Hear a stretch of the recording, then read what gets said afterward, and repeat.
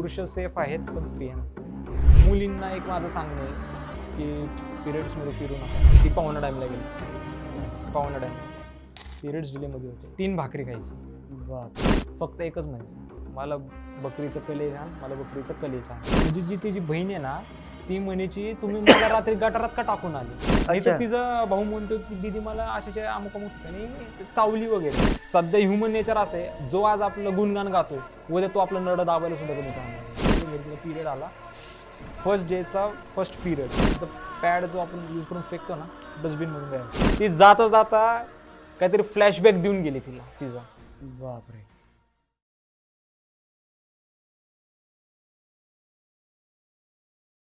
नमस्कार मित्रांनो, cutting the meeting by Chetan Patil या पॉडकास्टवर मी लक्ष्मीकांत आपल्या सर्वांचं पुन्हा एकदा स्वागत करतो.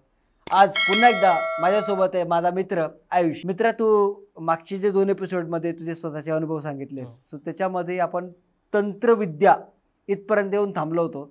मित्रांनो, तुम्हाला जर मिस केलं असेल तर हे 2 एपिसोड बघा आणि आजचा एपिसोड आपण का घेतोय याच्याबद्दल तुम्हाला खूप लवकरच माहीत पडेल. सो तंत्रविद्या हे आपण इथपर्यंत आपण थांबलो होतो आणि आता आपलं शूट चालू होतं त्यावेळेस आपले बरेचसे काही मित्र आलेले आहेत या शूटच्या दरम्यानचं. ते काही गोष्टी आम्हाला अजून कानावरती आमच्या पडल्या की रस्त्याच्या बाजूला कुठेही तू लघवी करू नकोस. सो आता मी घाबरायला लागलो. सो काय प्रकार आहे बाबा, तंत्रविद्यावरती आपण नंतर येऊ. ओके. सो हा एक मुद्दा आहे की रस्त्याच्या बाजूला लघवी का करू नये आणि नेमकं हा का प्रकार, म्हणजे त्याच्या मागचं सायन्स काय. आणि मित्रांनो, मी परत एकदा सांगतो, आयुषकडे आपण परत येऊ. या पॉडकास्टच्या माध्यमातून आम्ही कोणत्याही प्रकारचा अंधश्रद्धेला खतपाणी घालत नाही आहोत. फक्त त्याच्या मागचं तंत्र काय असतं हे ते एक्सप्लेन करण्याचा प्रयत्न करतोय आणि ते आपण जाणून घेऊया. तर त्याच्या मागचं कारण म्हणजे असं, आता आपण बघतो की आजकालची जी सोसायटी आहे ती या गोष्टी बिलीव्ह नाही करत. एका अर्थी मला बी योग्य वाटतं की डेव्हलपमेंट होतीये, ह्युमन रेस पुढं चालली आहे, लोक एज्युकेटेड होतात. पण माझं एक थॉट प्रोसेस आहे की माणूस किती पुढे गेला तो त्याची मूळ पात्रता त्यांनी विसरली नाही, स्वभाव हा नाही आणि आपलं कल्चर आणि आपलं नेचर विसरायचं नाही. तर ह्याच्या मागचा लॉजिक असं आहे की ज्या ठिकाणी तुम्ही लघवी करायला किंवा इन शॉर्ट युरिनेट करायला तुम्ही थांबता, तर त्या ठिकाणी तर तुम्ही आज त्या दिवशी गेलेलेत. फॉर एक्झाम्पल समजा तुम्ही ABC रोडनी तुम्ही तिथं प्रवास करताय आणि तुम्हाला लघवी वगैरे आले आणि तुम्ही तिथं थांबले, तर तुम्ही फक्त आज त्या ठिकाणी गेलेत. पण तो स्पॉट हजारो वर्षांपासून तिथं आहे, तिथंच. भले त्याचे मॉडिफिकेशन झाले पण ती जागा तर तीच आहे. त्या हजारो वर्षात तिथं किती किती काय काय घटना घडलेल्या असतील, कोणाचे ॲक्सिडेंट्स झाले असतील तुम्ही यायची पूर्वी, एक रिसेंटली 10-12 वर्षात. त्याच्या आधी तिथं महायुद्ध झालेले आहेत, महायुद्ध झालेले पूर्वजांच्या काळापासून. किंवा जेव्हा हे जुना काळ होता, ब्राह्मण्स वगैरे यांचा काळ होता, दलितांचा वगैरे होता, म्हणजे ज्या टाइमला ब्लॅक मॅजिकचं कन्सेप्ट खूप टॉप लेवल होतं, तर तिथं कोणीतरी त्या टायमाला क्रिया वगैरे केल्या असतील, काहीतरी सिद्ध करून ठेवलं असेल किंवा काय एक निगेटिव्ह एंटिटी तिथं असेल.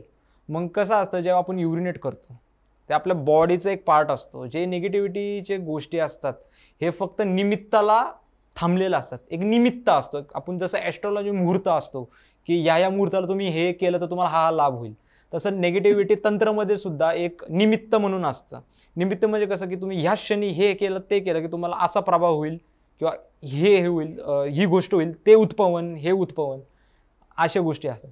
मग समजा तुम्ही एका ठिकाणी लघवी करताय, आता महिलांचं वेगळं असतं, पुरुषांचं वेगळं असतं. पुरुषांचं कसं लघवीचा मार्ग आणि वीर्य मार्ग हा एकच असतो.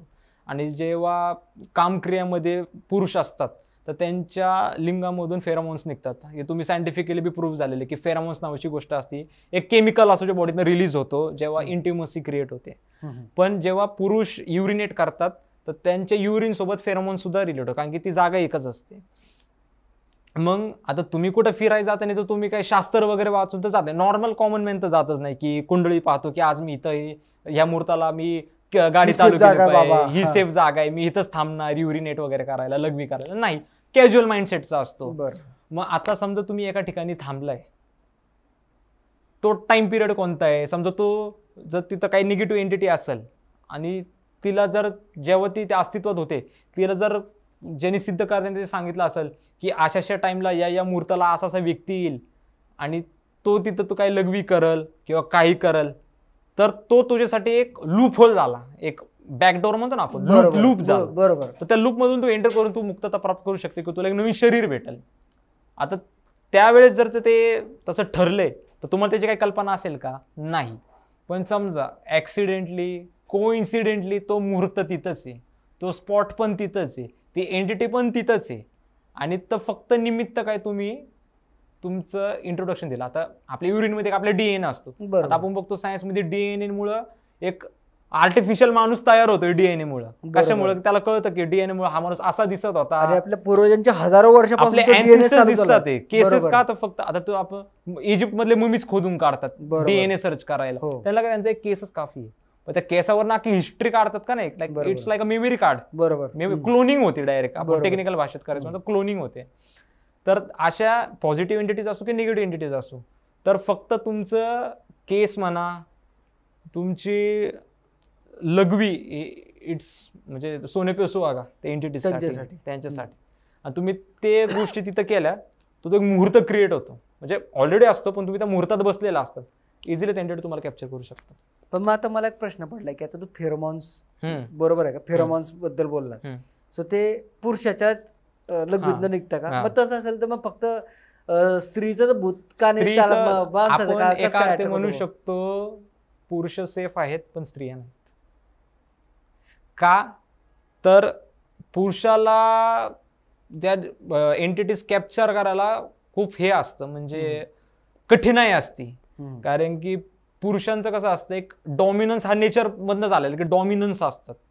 म्हणजे एक अल्फा म्हणतो ना आपण, अल्फा कॅरेक्टर असतं, अल्फा मेल, म्हणजे एकदम रगीट नाही का, की मर्द मर्द मर्दे मर्द मर्दे. म्हणजे तसं आता सगळ्या नर नारी एक समानच आहे, मी बी त्याच्यात बिलीव्ह करतो. पण एक नेचरनी क्रिएट केलेलं आहे तसं की पुरुषामध्ये मॅन पॉवर जास्त असते, तर त्याचे चक्रज म्हणा किंवा त्याची स्पिरिच्युअलिटी जरा स्ट्रॉंग असते. मुलींच्या बाबतीत कसं, जेव्हा मुली पिरियड्समध्ये असतात, अर्ली पिरियड्स मोस्टली, म्हणजे जे 13-14 वर्षानंतर मुलींना पिरियड्स येतात, ते ज्या मुली प्रेग्नेंट असतात, they are at high risk to get possessed. आता कसं मुली शिकल्यात वगैरे तर मुली काय मानत नाही अशा गोष्टी. पुढे जाऊन मी सांगेन की अशा रिलेटेडच आमच्याकडे 2-3 केस आलत्या, ते मी आणि माझ्या आईने सॉल्व्ह केलत्या, ते पुढे सांगेल मी. पण मी एक डिस्क्लेमर देतो आजच्या माझ्या जनरेशनला, जे मागची जनरेशन आहे, की if you believe it's everything, if you don't believe it's nothing. बरोबर. पण लोकांचा माइंडसेट कसा झालेला आहे, भले त्यांच्यासोबत गोष्टी घडतात ते, पण ते ऍक्सेप्टच करत नाही. जसं माझ्यासोबत झालं. पण जेव्हा ते एक्स्ट्रीम लेवलला जात नाही ना, तर विश्वास होत नाही. ते कोणी म्हणत नाही का, चमत्कार शिवाय नमस्कार नसतो त्या गोष्टीला, तर त्या गोष्टी असतात. पण एक कसं प्रिकॉशन्स घेणं हा आपलं कर्तव्य. तुम्ही जर म्हणत असताल की अशा गोष्टी नसतातच किंवा मी बिलीव्ह करत नाही, एव्हरीवन हॅज देअर ओपिनियन. आपण त्यात काय, मी कुणाला हाणून मारून म्हणू शकत नाही तू मान्यच कर. समजा मी त्याला हाणून मारून सांगतो यार बाबा असता असता, त्यासोबत झालंच नाही, तुम्हाला शिवाय घालणार, तू तुझा टाइम माझा टाइम सोबत वेस्ट केला. बरोबर. पण जर एखाद्यासोबत घडतंय तर त्याला एक माझी एक गुड ॲडवाईस होऊ शकते, माझी त्याला एक मदत लागू शकते की बाबा की आपण कुठं गेलो असं कुठे युरिनेट करू नये. आजकाल सरकार डेव्हलप करत चालले, 5-5 मिनिटं पब्लिक वॉशरूम्स आहे, पेट्रोल पंप्स आहे, तिथं हवं तर करा तुम्ही. परत मुलींना एक माझं सांगणे की पिरियड्समध्ये फिरू नका. आता मला शुअरिटी की आता जे व्ह्युअर्स आहेत आपले तर खूप मला शिव्या देत असतील, त्याचा माइंडसेट आहे. आणि मी त्याच्यात म्हणजे माझं असं नाही की मी बोलतो तुम्ही माझी वावाच करा, मी त्या माइंडसेट मला तो लोभच नाही की माझी वावा करा. जो माझा पर्सनल अनुभव आहे, जे मी केस स्टडीज केल्यात मी त्याच्यातून सांगतो. बरोबर. तर आणि 4 बहिणी मला शिव्या घालतील की हा आमच्या फ्रीडम वरती काहीतरी बोलतोय. 4 बहिणी मला नवसतील सुद्धा, अरे बाबा आमच्यासोबत घडलेले आहे आणि हा तोच सांगतोय. बरोबर बरोबर. 4 असे बी आहेत आणि 4 तसे बी आहेत, त्याच्याशी मला घेणं देणं नाही. कमेंट बॉक्स मध्ये ते येणार. हा, मग कमेंट बॉक्स मध्ये ते येतच. आता मुलींचं कसं, पिरियड्स मध्ये जास्त फिरू नये, मोस्टली डॅम ठिकाणी, नदी ठिकाणी, गरोदर बायांनी ग्रहांमध्ये बाहेर निघू नये. कारण की कसं असतं, ते जे पद्धतीज आहेत ना निगेटिव्ह पॉवरसाठी, म्हणजे समजा मला काहीतरी हवंय, समजा मी एक तांत्रिक आहे, दुच्छ मनाचा तांत्रिक आहे मी, समजा फॉर एक्झाम्पल मी एक दुच्छ मनाचा तांत्रिक आहे, मला माझ्या लोभाशिवाय काय दिसत नाही, म्हणजे मी माझ्या स्वार्थासाठी कुठल्याही पातळीला जाऊ शकतो, कुठल्याही पातळीला जाऊ शकतो, एक्स्ट्रीम करू शकतो, काही करू एक्स्ट्रीम करू शकतो मी माझ्या स्वार्थासाठी. शकतो. बरोबर. समजा जर माझं काहीतरी कन्सेप्ट असेल की ए देवी मला बंगला गाडी पैसा सगळं दे, मी तुला असंच देतो. बरोबर. खपला तो माणूस तिकडे. ओव्हरऑल मी तांत्रिक आहे. बरोबर. तांत्र माझे मंत्रच पॉवरफुल आहेत. देवी मंत्रांना ऐकते, म्हणजे कॉमन भाषा कळत नाही, मंत्रांची भाषा असते. बरोबर. आणि देवीला कसं, देवी न्यूट्रल माइंडसेटची असते. बरोबर. आता ह्याच्यावरून सुद्धा मला ऑब्जेक्शन येऊ शकतो, तू असं का बोलतो. आता देवी न्यूट्रल का आहे मी तुम्हाला सांगतो. आई ही चांगल्या मुलांची सुद्धा आई आहे आणि वाईट मुलांची सुद्धा आई आहे. बरोबर. तर दोघं मुलंच. बरोबर. दोघांमध्ये भूक लागले, एक वाईट लेकरू आहे, एक चांगलं लेकरू आहे. दोघांना भूक लागली. खोडकर पोरग म्हणू आपण. खोडकर जे आगाव आहे, आगाव मुलगा आहे आणि एक शांत मुलगा आहे. बरोबर. दोघं सोबत खेळले. वाईट आगाव मुलांनी भांडणं आली, शांत मुलगा काय नाही, आपलं सोज्वल बाळ येतो. दोघांना रात्री भूक लागली. तर असं आहे का की आगाव मुलांनी भांडण आली म्हणून आईने त्याला जेवाय दिलं नाही. वाटलं सर 2 धपाटे मारेल की तू दिवसभर मस्ती केली पण त्याला खाऊ घालेल. तो रोल कालभैरव प्ले करतो. हो का. त्याच्यावर एक वेगळा कन्सेप्ट बोलूयात आपण. पण आई तर आई आहे ना, त्याला मायाचा पाझर आहे. बरोबर.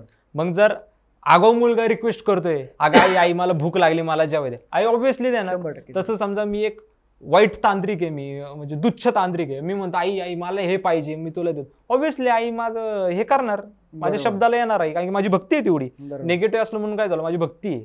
जे खोडकर पोरं जे असतात ते हातपाय एकदम हट्ट करतात आणि त्यांना जे पाहिजे घेतच असते. हो. आणि शेवटी आपण म्हणतो दादा किरकिर बंद कर बाबा, नाही घेतो. पण नंतर त्या गोष्टी सगळ्या मग कर्मामध्ये मोजल्या जातात. हा ना. हा एक डिफरंट कन्सेप्ट. बरोबर. मग ते कसं, आणि ते जे निगेटिव्ह एंटिटीसाठी असते, त्याच्यासाठी पिरियड्स मधल्या मुली, गरोदर बाया, हे उत्तम साधन असतं निगेटिव्ह एंटिटी, म्हणजे निगेटिव्ह प्रॅक्टिसेस करायचे, ब्लॅक मॅजिक प्रॅक्टिसेस करायचे खूप उंच साधन असतं.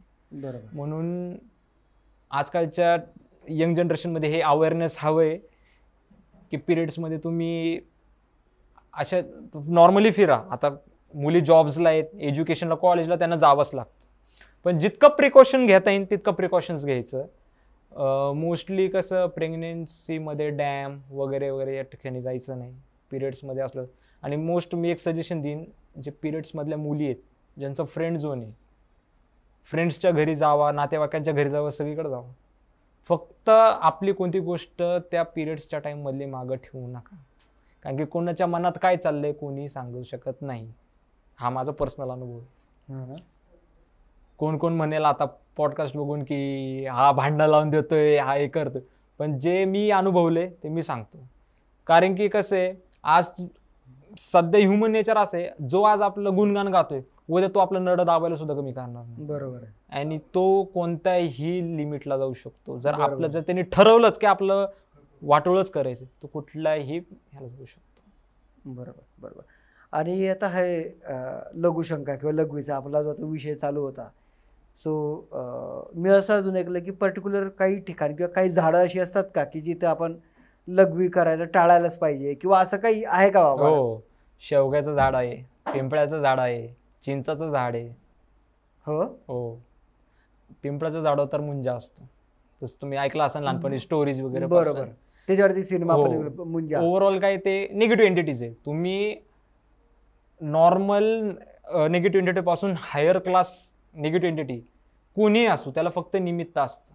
पण मग आता तू म्हणतो की रस्त्याच्या बाजूला लघवी करणं सेफ नाही, झाडाच्या बाजूला पण. आता मी तर एकच झाड ऐकलं होतं, तू आता 3-4 झाड मला अजून ऍडिशनल सांगितलीच मला. लोक म्हणतात चिंचेच्या झाडाखाली कधी झोपायचं नाही. हा, असं ऐकलं तर आहे बाबा मी. लिंबाच्या झाडाखाली कधी झोपायचं नाही, त्याच्या मागे सायंटिफिक कारण सुद्धा आहेत. आता आपण हे बघतो, झाड आहेत, डे लाईट मध्ये फोटोसिंथेसिस असतो. फोटोसिंथेसिस म्हणजे प्लांट्स त्यांचं ओन प्रिपरेशन करतात फूडचं, ऑक्सिजन इनटेक असतो. रात्रीचं कसं सगळे पिगमेंट्स बंद असतात. मी सायंटिफिकली मी उत्तर देतो, असं नाही की मी नुसतं ट्रेडिशनल स्पिरिच्युअल होतं, मी सायंटिफिकली सुद्धा उत्तर देतो, कारण की मी दोन्ही बाजूनी स्टडीज करतो. सायंटिफिकली कसं, समजा कोण लिंबाच्या झाडाखाली बसलाय, रात्रीचं हे असतं कार्बन डायऑक्साईड सोडतात झाडं सर्व, जे दिवसभर स्टोअर केलेलं असतं त्यांचं कार्बन डायऑक्साईड स्टोअर असतं. आणि आपण ह्युमन बॉडी काय करतो, ऑक्सिजन घेतो, कार्बन डायऑक्साईड सोडतो. प्लांट्स मग आपल्या शरीराला हानिकारक काय, कार्बन डायऑक्साईड. बरोबर. जर एखादा व्यक्ती समजा दारू पिलाय, which is already injurious to health, दारू पिलाय आणि लिंबाच्या झाडाखाली झोपलाय, आता मी याचे 2 उत्तर देतो, एक सायंटिफिकली एक स्पिरिच्युअली. सायंटिफिकली कसं, तो दारू पिलाय, त्याचा हार्ट रेट वाढतो, दारू पिल्याने ब्लडचं प्रेशर वाढतं आपल्या आतमध्ये, तो कार्डियक अरेस्टच्या धोक्यामध्ये आहे. हो हा plus he is totally drunk, त्याचा ऍक्सिडेंट वगैरे होऊ शकतो. समजा तो झोपलाय, नशे येते, तर धुंद त्याचा स्वतः कंट्रोलच नाही, झाड येते, त्याची फांदी वगैरे तुटती, डोक्या वगैरे फांदी तुटून ऍक्सिडेंटल डेथ होऊ शकते. दुसरी गोष्ट, रात्रीचं कार्बन डायऑक्साईड सोडते, झाडं कार्बन डायऑक्साईड सोडतात, तर त्याला सफोकेशन होईल, लॅक ऑफ ऑक्सिजन होईल, तिथं मरल तो, तिथं बी मरेल. हे स्पिरिच्युअली, सॉरी हे सायंटिफिकली. स्पिरिच्युअली कसं की ह्युमन बॉडी न्यूट्रल आहे, दारू पिऊन तो अजून निगेटिव्ह कडे जातोय, वाईट विचार जास्त येतात, वाईट विचार निगेटिव्हिटी कडे जास्त असतो. आणि तेव्हा हे होते ते लिटमस पेपर कसा असतो, लिटमस पेपर ऍसिडिक आला की ब्लू होतो, एकदम त्याचा रंग हा, बदलत मग जातो. जसं जसं तुम्ही स्मोक करताय, सिगरेट घेताय त्या कालावधीमध्ये, बरोबर. ड्रिंक करताय किंवा वेगळ्या काही क्रिया करताय, तर तुम्ही अजून त्या गोष्टीच्या नशेमध्ये जवळ जाताय, अजून जवळ जाताय. मग स्पिरिच्युअली कसं, त्या झाडावरती त्याचं एक्झिस्टन्स असतं, त्यांना सोपं आहे तुम्हाला ग्रॅप करायला. Okay okay. मी तुम्हाला सोल्युशन्स पण सांगतो. समजा तुम्हाला एखाद्या वेळेस नाही काय झालं, कंट्रोल नाही झालं, तुम्ही केली, उतरायचं, हातावर पायावरती पाणी वगैरे घ्यायचं, धुवायचं, फेस वॉश वगैरे करायचा, मागं बघून थुंकायचं, आणि जो तुमचा इष्ट होता त्याच्यासाठी प्रे करायचं, काही माझी अशी अशी मजबुरी होती, मला कंट्रोल नाही झालं, मी थांबलो, यासाठी मला माफ करा आणि माझं संरक्षण कर. आता मगाशी बोलता बोलता तो एक बोलला की तंत्रविद्याचा उपयोग करून तुझी आई जी आहेत आणि तू आहेत, तर तू काही लोकांचे प्रॉब्लेमही सॉल्व्ह केलेत. तर मग तू तंत्रविद्या शिकलायस का? म्हणजे तू तर इंजिनियर किंवा तू IT मध्ये असतो, तंत्रविद्याचं तुझं म्हणजे, आणि तू नेमकं काय प्रॉब्लेम सॉल्व्ह केले ते मला जाणून घ्यायला आवडतं. मी तुम्हाला एक असं सजेशन देईन की जे माझं तंत्र जर्नी आहे ही मला सिक्रेट ठेवायलाच आवडते, कारण की मी कसं तंत्र लोकांना दाखवायला नाही, मला जो प्रसंग घडलाय, मला जो अनुभव घडलाय स्वतःसाठी आणि फॅमिलीसाठी, आणि जर आली मी ज्या आदिमाया शक्तीची मी सेवा करतो, तिच्या मनात आलं की माझ्या थ्रू कोणाची एखाद्याची मदत होतीये, त्या व्यक्तींसाठीच मी प्रॅक्टिस करतो. ना की असं नाही की मी माझं काही दुकान मांडले, मी गिरायक शोधतोय, या माझ्याकडनं करून घ्या. मी एक कॉर्पोरेट प्रोफेशनल आहे, बरोबर, जॉबला आहे मी.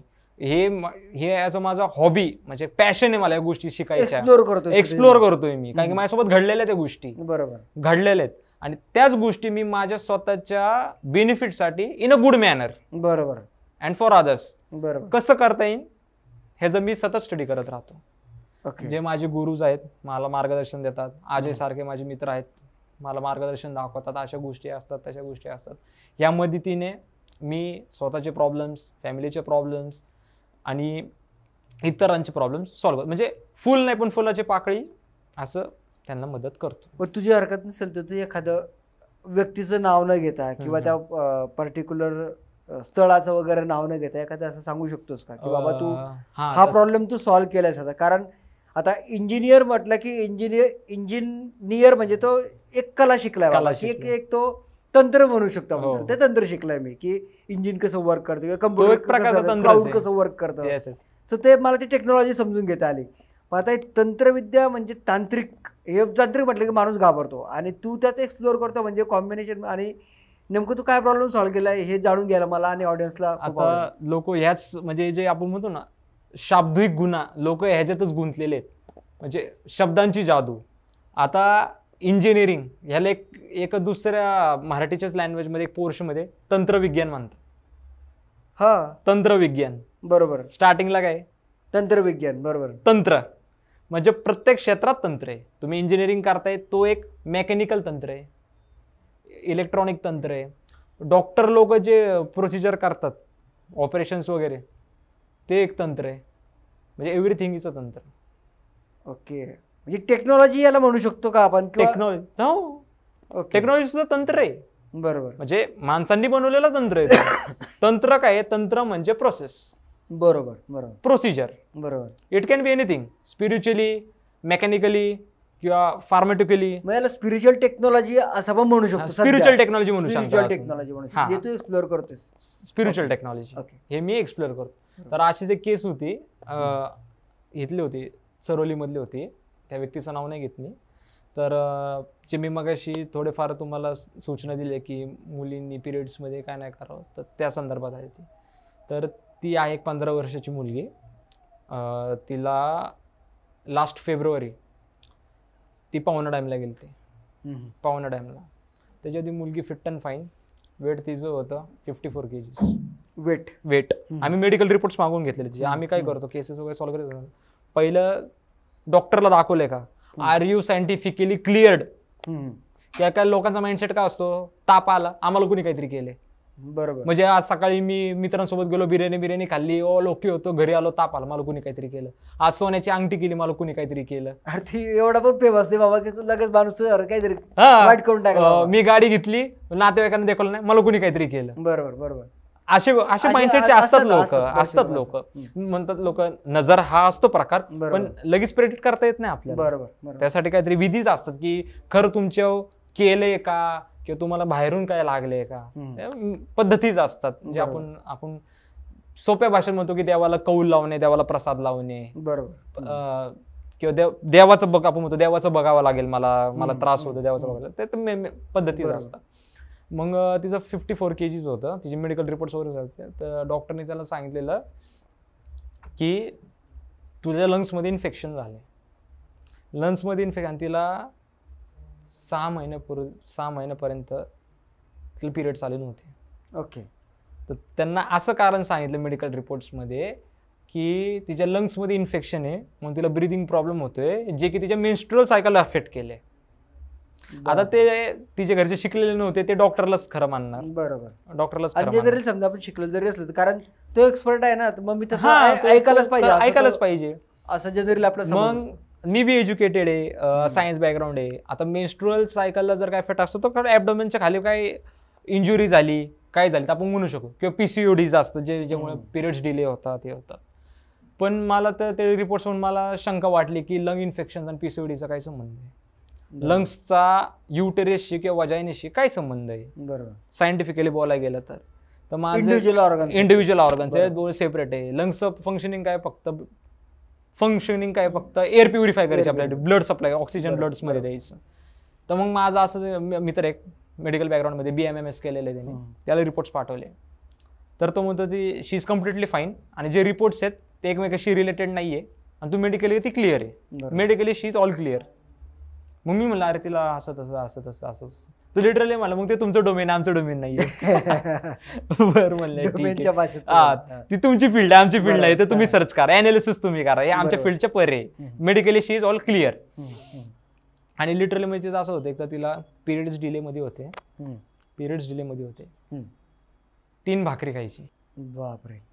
नॉर्मली ती फक्त भात खायची. तिच्या आईला विचारलं रोज तिचं खाद्य काय, जेवण आहार काय तिचा. ती म्हणली काय नाही, आमची पोरगी भाकरी चपाती काय खात नाही, मोस्टली वरण भात फेवरेट. रोज तिला डेली जेवणात हे पाहिजे, वरण भात पाहिजे. नॉनव्हेज आवडत नव्हतं तिला.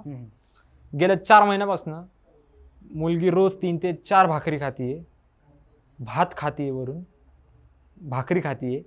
आणि लिटरली म्हणजे जी नॉनव्हेज न खाणारी पोरगी, ती फक्त एकच म्हणायचं, मला बकरीचं कलेज आण, मला बकरीचं कलेज आण. हार्ट बकऱ्याचं काळीज आण, बकऱ्याचं काळीज आण, बकऱ्याचं काळीज आण, बकऱ्याचं काळीज आण. तर मग आम्ही बघितलं, सगळं अनालिसिस वगैरे केलं, काय होतं हिला काय नाही. लिटरली तिला फर्स्ट टाइम आम्ही बोलवलं घरी, म्हणजे आमचं जे देवस्थान आहे तिथं बोलवलं. ती बसायलाच तयार नाही. तिला मी हात धरून बसवाय गेलो, तिने लिटरली माझी मान धरली आणि माझा असं एवढा केसांचा गुच्छ तिने उपटून काढला. बापरे. अशी सड पातळ आहे ती, अशी सड पातळ, अंगात काहीच जीव नाही म्हणजे. आणि हा तुम्हाला पॉइंट ऍड करायचा राहिला, 54 kg पासून ती डायरेक्ट 29ला टेकली वेट लॉस. बाप. 29 म्हणजे फक्त सांगायलाच राहिलं, तिचं काय राहिलं का मग त्याच्यात. पण मग तिथं खात होते, मग तिथं तेच तर कन्सेप्ट नाही आपण करू शकतो की negative things are in existence. मी तुम्हाला काय म्हणलं, ती नॉनव्हेज खायला, नॉनव्हेज काय वेट गेनिंग साठी. नॉर्मल भाकरी, आता मी जिम करतो, 1 भाकर खाल्ली तर लगेच 100 ग्राम वजन लगेच वाढलेलं दिसतो, 200 ग्राम म्हणजे वाढलेलं आता दिसतं. सायंटिफिक बोलायला गेलं, आपण जिम आपलं प्रोटीन इंटेक असतो, प्रोटीन बरोबर. इंटेक एवढं की आपण बल्किंगला एवढं प्रोटीन बरोबर, इंटेक हवंय. बरोबर. तर थोडक्यात ती दोन बॉडी बिल्डर्स ती प्रोटीन इंटेक एकदा- करत होते एका एकदा दिवसात. खात होती ती, हा. मग वेट गेन झालं पाहिजे, वेट लॉस झालं पाहिजे. तेच ना. बरोबर आहे ना. अख्खी स्किनी झाली ती अशा लिटरली. तुम्हाला मला म्हणायलाच कसं तरी होतंय, जे ड्रेस घालायची ना ते ड्रेस वर लिटरली तिचं रिपकेज दिसायचं, तिचं बापरे बाप. रिपकेज असं दिसायचं. पोलिओचे कसे असतात, पोलिओ. तर पोलिओचे जसं तिचं रिपकेज दिसायचं. बापरे बाप. इतकी झालं, इतकं वर्स केस होतं. माझी केस उपडली ते वेगळंच, म्हणजे लिटरली मी सुद्धा घाबरलेलो त्या केसला. मग हे वगैरे सगळं केलं, मार्ग सांगितला, पहिलं 2 दिवसाचा विधी सांगितला, त्याने करून तिचं जेवण थोडं कमी झालं. आणि तिचा एक सेन्स असा होता, आता काय माहिती ऑडियन्स काय म्हणेल मला या गोष्टीवर, ती तिच्या आईबापांना जवळ करत नव्हती, झोपताना तिच्या भावाला जवळ कर म्हणत होती. मला दादासोबत झोपायचे. बापरे. हे ती नव्हती बोलत, तिला जे कॅप्चर केलेलं ना ती एंटिटी बोलत होती. तिचा भाऊ होता फक्त 9 वर्षाचा. बापरे. ओके, विधी सुरू झाला, हे झालं, तर ती एंटिटी आतून चिडायला लागली. की तिला कळलं आपला पत्ता फाश होणार इथून. बरोबर. ते अजूनच त्रास द्यायला लागला. मग नंतर 2-3 दिवसांनी बोललं की तिचा लहान भाऊ सुद्धा तापलाय, येडावाणी करायला लागलाय, बोला ना पण काय. मग शेवटी तिच्या मम्मीने आमच्या समोरच्या मुलाला मारलं. अरे तू सांग तरी काय होते. मग तो रडता रडता म्हणला की दीदी मला खूप काहीतरी कसतरी करते. ओके. मग मला जरा डाऊट आला, त्याच्या मांड्यावर जरा नाही का रॅशेस दिसले मला. मग मी माझी आई आणि तिची आई मुलाला जरा साईडला नेलं, तिची अंडरवेअर काढली आम्ही. त्याचा प्युबिक पार्ट होता ना, आकाशी चावायची निशाण होते, दाताचे वळ होते, नखानी वरबडलेलं हे होतं त्या मुलाला 9 वर्षाच्या मुलाला. हा, बापरे. मुलाला. आणि त्याला आम्ही विचारलं की काय आहे तुझं, माझ्यासोबत दीदी अशी करते सर्व. आणि दीदी आणि त्याची बहीण ती बिचारी तिच्या होशा हवासातच नव्हती.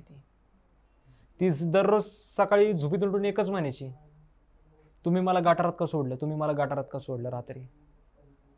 म्हणजे जी तिची बहीण आहे ना, ती म्हणायची तुम्ही मला रात्री गटारात का टाकून आले, तुम्ही मला गटारात का फेकून आले, तुम्ही मला गटारात का फेकून आले, बापरे. तुम्ही ड्रेनेज मध्ये का फेकून आले मला. म्हणजे त्याची बहीण, जी बहिणी अस्तित्वात, बरोबर. त्या बहिणीला वाटायचं की माझ्या आई बापाने मला ड्रेनेज मध्ये फेकून आलेत. आणि तर तिचा भाऊ म्हणतो की दीदी मला अशाच्या अमुक अमुक ठिकाणी चावली वगैरे, नाही का. बरोबर. मग नंतर आम्हाला कळलं की जो विधी केला आम्ही, तिला 3 गोष्टी लागलेल्या बाहेरच्या, बाहेर बसा म्हणतो बरोबर. बाहेर बसा. 2 एंटिटी बाहेरून लागलेल्या आणि 1 एंटिटी तिच्या फॅमिलीमधून सोडलेली. बापरे. आणि फॅमिलीमधून अशी की तिच्या पाहुण्यांच्या घरी गेली ती XYZ जो असून तो, तिच्या घरी तिला पिरियड आला. फर्स्ट डेचा फर्स्ट पिरियड तिचा पॅड जो आपण यूज करून फेकतो ना डस्टबिन मधून गायब. बापरे. त्या पिरियड आलेला पॅडवर ते क्रिया केली, त्याच्यावरून एक सोडलं आणि जिथे डॅमला गेली का तिथून ते हे जे निगेटिव्ह तिच्या भावाला वगैरे, ते म्हणजे मी ना जसं तुम्हाला मागाशी एक्सप्लेन केलं की जे निगेटिव्ह जे गोष्टी असतात ते मोस्टली सेक्शुअलिटीसाठी हंटिंग मध्ये असतात. बरोबर. काय अपूर्ण इच्छा वगैरे राहिलेल्या असतात, त्याच्यासाठी ते म्हणजे जे सुसायडल केसेस असतात, ऍक्सिडेंटल केस असतात, मोस्टली त्यांचे डिझायर्स अनसॅटिस्फाईड असतात. मग त्यांचे भटकते आत्मा असते, मग म्हणतो अनसॅटिस्फाईड सोल. तर ते असेच निमित्त जे आपल्या तावडीत घावतात, ते ज्यांच्याकडनं आपल्याला इच्छा पूर्ण करता येईल अशी ते बॉडी शोधतात. बरोबर. मग क्रिमेशन ग्राउंड मध्ये त्यांचा प्रोसिजर केला, मंत्राजनी चॅन्टिंग्स वगैरे जो काय उतारा वगैरे असतो तो केला. विदिन 5 days तिची मम्मी म्हणली की फरक जाणवते. आणि आम्हाला अजून माहिती आहे की 16 का 17 मेला तिच्या मम्मीने माझ्या मम्मीला सांगितलं की आमची दीदी ओके, तिला परत पिरियड्स आले. हो का. हा, 6 महिने पिरियड्स आले नव्हते. प्रोसिजर केलं, तिला प्युरिफाय केली अख्खी, तिच्या मागे जी इडापिड होती सर्व काढली. आता नॉर्मल आहे. आज शी इज लिव्हिंग नॉर्मल लाईफ. हा ना. शी इज लिव्हिंग नॉर्मल लाईफ. पण अशा केस मध्ये आठवतो वगैरे काय माझ्यासोबत असं काहीतरी झालं तर काही आठवत असेल ना काहीतरी. कुणाला? तिला? हा. शी वॉज टोटली ब्रेन वॉश्ड. बापरे बाप. ती फक्त एकच, ती अजून सुद्धा एकच म्हणते की मम्मी पप्पा तुम्ही मला ड्रेनेज मध्ये का फेकून यायची. बापरे बाप. म्हणजे जी एंटिटी तिला लागली तिच्यासोबत काहीतरी ती- घडलं असेल. काहीतरी म्हणजे झालं ती असेल, हा. ती जाता जाता काहीतरी फ्लॅशबॅक देऊन गेली तिला तिचा. हा हा. जसं तुम्हाला सांगितलं की जारण मूवी मध्ये जाता जाता तिचं ते एक बॅड मूवी सोडून दिले की हम्म, हम्म. मी होते.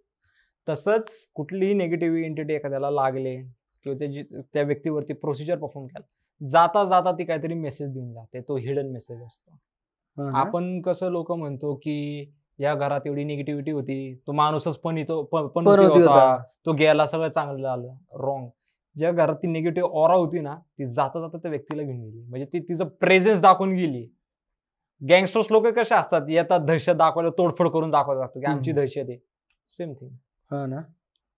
मित्र आहे, तंत्रविद्याबद्दल तू जो आता अनुभव सांगितलास तो खूप इंटरेस्टिंग होता आणि माझ्यासाठी सगळं नवीन होतं. म्हणजे मी टेक्निकल बॅकग्राऊंड मधनं आहे आणि हा विषयच माझ्यासाठी नवीन आहे. सो मला वाटलं की तुझ्याशी एकदा या विषयावरती चर्चा करावी आणि आपल्या ऑडियन्सलाही हा जो एपिसोड आहे तो आवडला असेल आय होप. आणि त्यांना पुढच्या एपिसोडमध्ये अजून कोणत्या टॉपिकवरती आयुषकडनं ऐकून घ्यायला आवडेल ते तुम्ही कमेंट बॉक्समध्ये सांगू शकता. आणि थँक्यू मित्रा, तू इथे आलास आणि आमच्या नॉलेजमध्ये बरं भर तू पाडलीस. आपण पुढे अजून काही एपिसोड तुझ्यासोबत करूया नक्की. आणि असेच नवीन एपिसोड पाहण्यासाठी चॅनलला लाईक, शेअर आणि सबस्क्राईब करून ठेवा. भेटूया लवकरच.